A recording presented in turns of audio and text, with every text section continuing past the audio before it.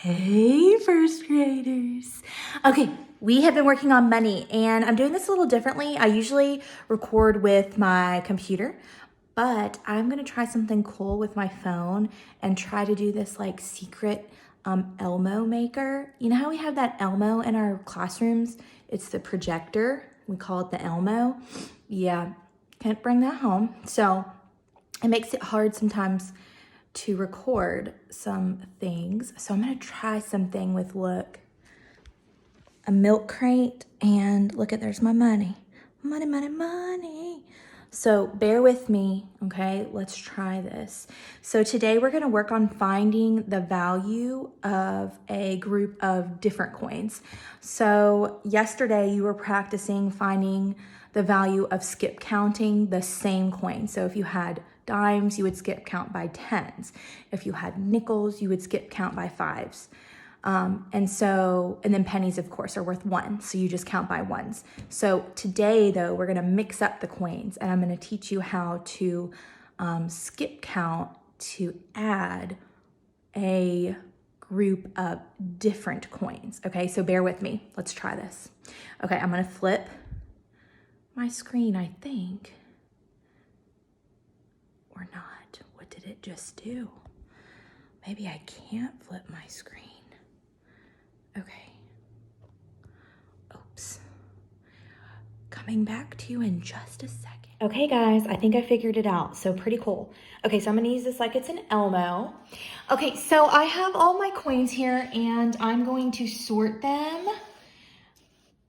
so that I can pull out different amounts of coins.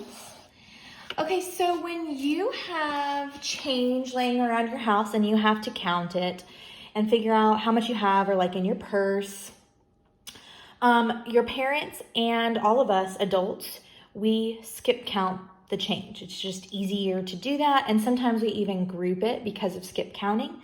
And so what I'm going to do is I'm going to show you how we skip count multiple sets of coins of different value.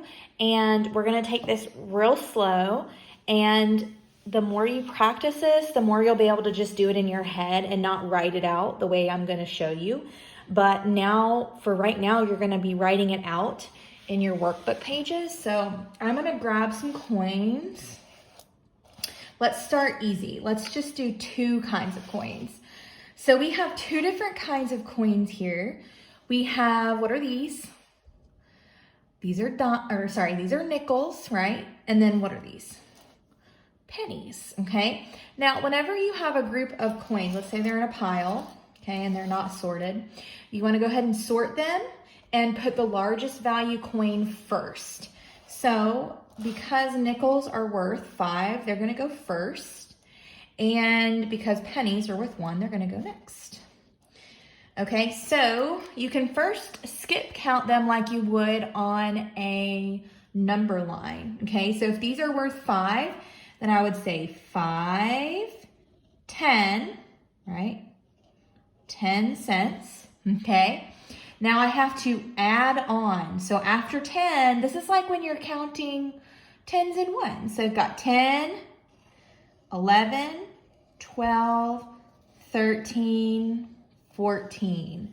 So I have 14 cents, okay? All right, let's try it with a different amount. Okay, let's say this time I have some dimes, okay? So I have dimes and I have pennies, okay? So dimes are worth how much? They're worth 10, good. And pennies are worth how much? 1, very good. Okay, so you are going to now put it together, okay? So I'm gonna start with my dimes, since they're the highest value, and then go to my pennies, okay? So let's skip count. Dimes are worth 10, right? So we gotta count by tens. 10, 20, 30, 40. So I'm gonna go ahead and write 40 cents, but I can't stop there, right? Because I have some pennies, so let's keep going. 41, 42. So I've got 42 cents, okay? So you can do hops like that, like we do on a number line or a number path, okay? Or you can do it a different way. And so let's say I put my dimes in my pennies away, and I'm going to do this now. Let's do a group of multiple kinds of coins. Okay, so there's another way you can do it. So first of all, you're gonna sort it. So I know pennies are the least amount, so they're gonna go at the end. And then I'm gonna grab my nickels, because I know nickels are next. There's 2 of them.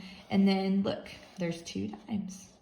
And you know what? Let's just make this harder. Let's add another nickel in there.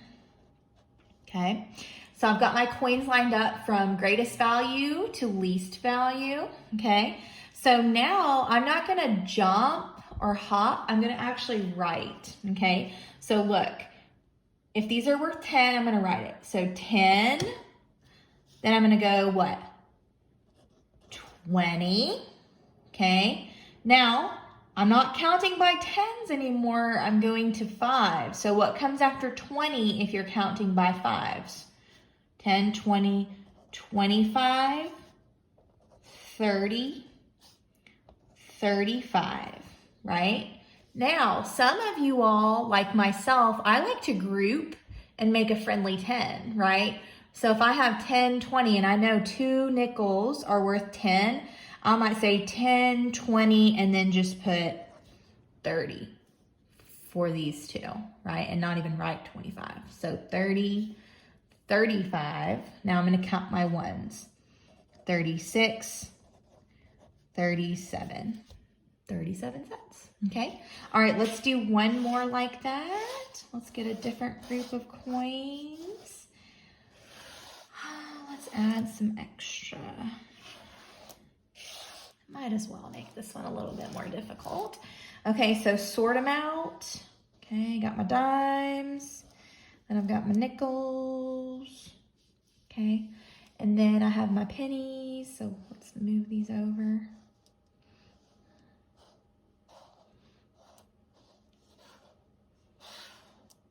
Okay. Oops.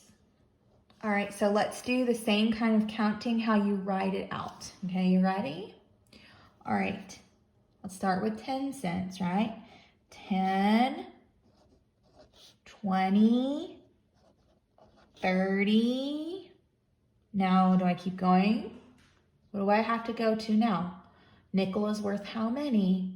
It's worth 5 cents, so 30, 35, 40, 45, 50. Okay, now I've got pennies. 51, 52, 53, 54, and 55. So 55 cents. Very good. Okay, so you're gonna do the same thing with your coins. You're gonna line them up and you're gonna put them from greatest value coin to least value coin. So you see where all this that you've been working on since kindergarten, right? Skip counting, least value, greatest value, all that's gonna come into play when it comes to counting up large amounts of change. All right, guys, good job.